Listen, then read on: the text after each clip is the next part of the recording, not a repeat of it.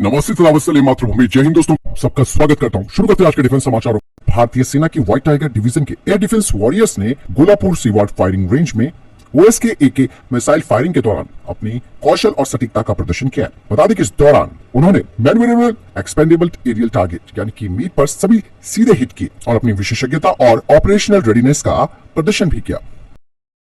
तो वहीं दोस्तों, भारतीय सेना की चेतक कोर इंटर यूनिट ने मार्जिन फील्ड फायरिंग रेंज में परीक्षण स्थितियों के तहत अपने कौशल, टेक्नोलॉजी का इस्तेमाल करना और टेक्टिकल प्रतिभा का प्रदर्शन किया। साथ ही इसी दौरान चेतक कोर इंटर यूनिट ने फ्लेक्सिबिलिटी, इंड्योरेंस, प्रिसीजन और स्टेल्थ का प्रदर्शन भी किया।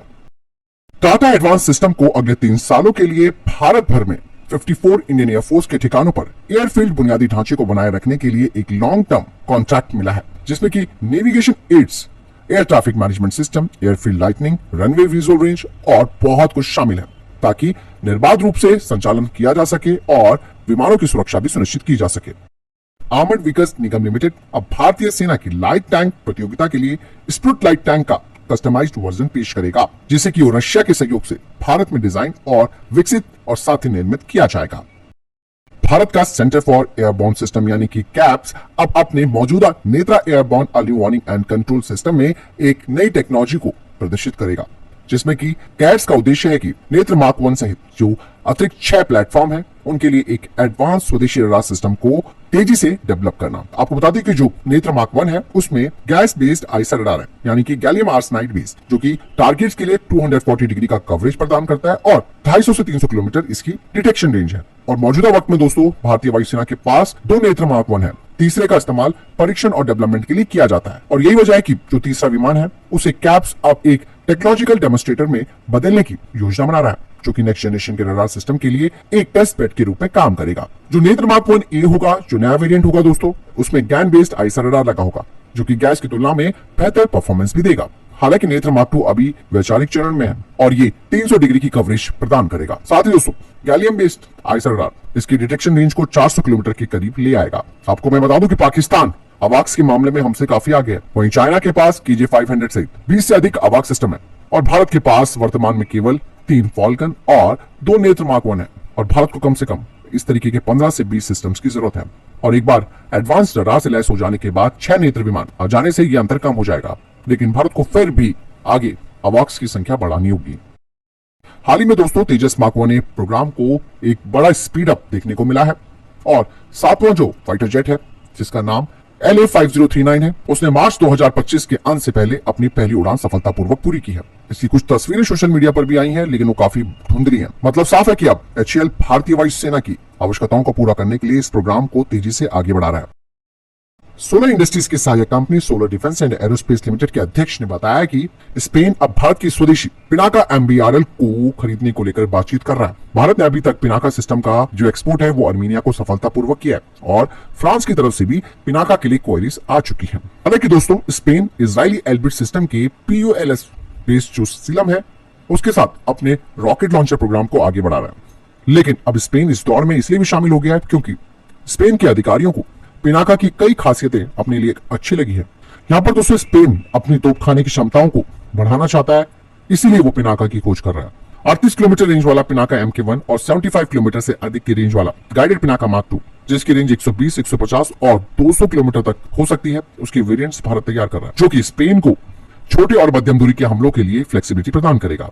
इसके अलावा दोस्तों, पिनाका जो है वो एक कॉस्ट इफेक्टिव सॉल्यूशन भी है स्पेन के लिए, क्योंकि पिनाका का जो लाइफ साइकिल कॉस्ट है वो भी कम है और स्पेन के साथ अगर ये डील हो जाती है तो भारत नाटो मार्केट में अपनी एंट्री कर लेगा। टेडबीएफ प्रोग्राम को लेकर दोस्तों एक बड़ी बात सामने आई है। कहा यह जा रहा है कि भारतीय नौसेना 5th जनरेशन के फाइटर जेट प्रोग्राम को पूरी तरीके से स्किप कर सकती है, यानी कि उससे अपना ध्यान हटा सकती है। उसकी बजाय सीधा 6th जनरेशन के फाइटर जेट को भारतीय नौसेना शामिल कर सकती है। यहाँ पर हालांकि भारतीय नौसेना टेडबीएफ को तो प्राथमिकता देगी, क्योंकि 6th जनरेशन का फाइटर जेट जो शामिल किए जाने को लेकर बात कही जा रही है इंडियन नेवी की तरफ से, वो 2047 का विजन है। लेकिन उस बीच भारतीय नौसेना के पास 5th जनरेशन माइनस प्लेटफॉर्म टेडबीएफ के रूप में होगा। यहाँ पर 5th जनरेशन के माइनस फाइटर जेट का मतलब है कि टेडबीएफ में रडार क्रॉस सेक्शन कम करने के लिए स्टेल्थ कोटिंग्स, डाइवर्टलेस सुपरसोनिक इनलेट्स और सेमी रेसिस्ट वेपन बे जैसी उन्नत सुविधाएं होंगी। हालांकि पूरी तरीके से स्टेल्थ नहीं होगा। भारतीय नौसेना ने कहा कि इसका PDR जो है वो 2025 में समाप्त हो जाएगा और पहली उड़ान 2028 से 2030 के बीच लक्षित है और 2038 में ही टेडबीएफ इंडक्ट हो पाएगा। वही दोस्तों अमेरिका और चाइना जैसी वैश्विक शक्तियां जो हैं वो 6th जनरेशन के फाइटर जेट्स को तैयार कर रही हैं, जिसमें AI, directed energy weapons, man unman teamings शामिल होंगे, जिन्हें कि 2040 तक शामिल किया जाएगा। तब तक 5th जनरेशन के फाइटर जेट्स पुराने हो जाएंगे। इसलिए 2047 तक इंडियन नेवी का लक्ष्य है सीधा 6th जनरेशन के डेक बेस्ड फाइटर जेट को ऑपरेट करने को लेकर। 1 से 4 अप्रैल 2025 तक ब्राजील की रियो डी जेनेरो में होने वाले लैटिन अमेरिका की डिफेंस एग्जीबिशन में डीआरडीओ एक महत्वपूर्ण छाप छोड़ने के लिए तैयार हो चुका है। डीआरडीओ इस बार भारत के अत्याधुनिक डिफेंस इनोवेशन को इस डिफेंस एग्जीबिशन में प्रदर्शित करेगा, जिसमें कि नेत्रावाक्स, Dornier, Tejas mark 2, guided Pinaka, WhAP 8x8, low frequency dunking sonar, advanced light weight torpedo, very short range air defence system, Rudram 2 और कई सारे हथियारों को यहाँ पर प्रदर्शित करेगा। मतलब साफ है कि भारत अब जो लैटिन अमेरिकन कंट्रीज है वहां पर अपने इन स्वदेशी हथियारों को बेचने के लिए एक बड़ी पिच करेगा। जो लाड है दोस्तों वो हर 2 साल में आयोजित किया जाता है। यहाँ पर भारत साझेदार बना सकता है, एक्सपोर्ट के अवसरों को पता लगा सकता है।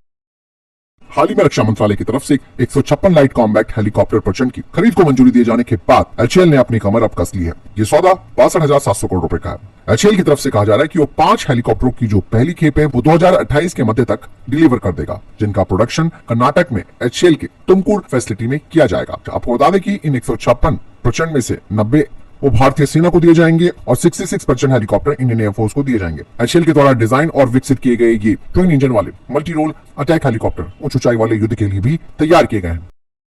ब्लूजे एरोस्पेस प्राइवेट लिमिटेड ने अपने टाइप 4 हाइड्रोजन स्टोरेज टैंक का सफल परीक्षण किया है, जो कि हाइड्रोजन बेस्ड उड़ान के डेवलपमेंट में एक महत्वपूर्ण मील का पत्थर माना जा रहा है। ये उपलब्धि कंपनी के हाइड्रोजन प्रपल्सन सिस्टम के कई सफल ग्राउंड परीक्षणों के साथ मिलकर पूरी की गई है, जो कि भविष्य में हाइड्रोजन से ऑपरेट होने वाले विमानों के लिए भारत की शुरुआत है। ये जो टाइप 4 हाइड्रोजन स्टोरेज टैंक है वो एविएशन की कठोर मांगों के लिए तैयार किया गया। इसका एक कटिंग एज डिजाइन है। टाइप 4 टैंक में कार्बन फाइबर से प्रबलित एक हल्का पॉलीमर लाइनर होता है, जो कि उन्हें वजन में कम करते हुए हाई प्रेशर पर हाइड्रोजन को स्टोर करने में सक्षम बनाता है।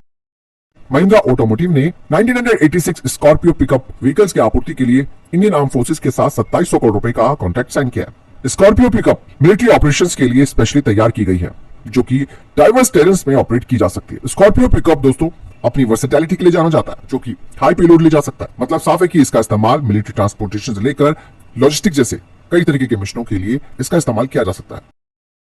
हाल ही में दोस्तों एक खबर आई है जिसे कि हमारे विदेश मंत्रालय ने रिजेक्ट कर दिया है, यानी कि खारिज कर दिया है, जिसमें कहा जा रहा था कि भारतीय डिफेंस फर्म्स ने रशिया को संवेदनशील टेक्नोलॉजी हस्तांतरित की है। लेकिन जब विदेश मंत्रालय को इस मामले के बारे में पता चला तो उन्होंने साफ तौर पर इसे डिनाई कर दिया है। दरअसल एक रिपोर्ट जो न्यूयॉर्क टाइम्स में छपी थी उसमें कहा जा रहा था कि ब्रिटिश फर्म के द्वारा भारतीय कंपनी को जो सप्लाई किए गए जो मिलिट्री हार्डवेयर थे उसे रशियन एजेंसी रोसबोनन एक्सपोर्ट तक पहुंचाया गया है शिपमेंट के जरिए। और न्यूयॉर्क टाइम्स की रिपोर्ट में कुछ डॉक्यूमेंट्स दिखाए गए हैं जो कि इन्होंने खुद बनाए होंगे। उसमें बताया गया कि $2 मिलियन अमेरिकी डॉलर रशिया ने भारत को इस पूरे काम के लिए दिए हैं। तो फिलहाल इतने तक टॉप डिफेंस अपडेट। वीडियो के सामने कोई प्रश्न जवाब है, आपको कोई सवाल है कमेंट सेक्शन में लिखकर जरूर पूछ सकते हैं। वीडियो को लाइक और शेयर जरूर कीजिएगा। जय हिंद, वंदे मातरम।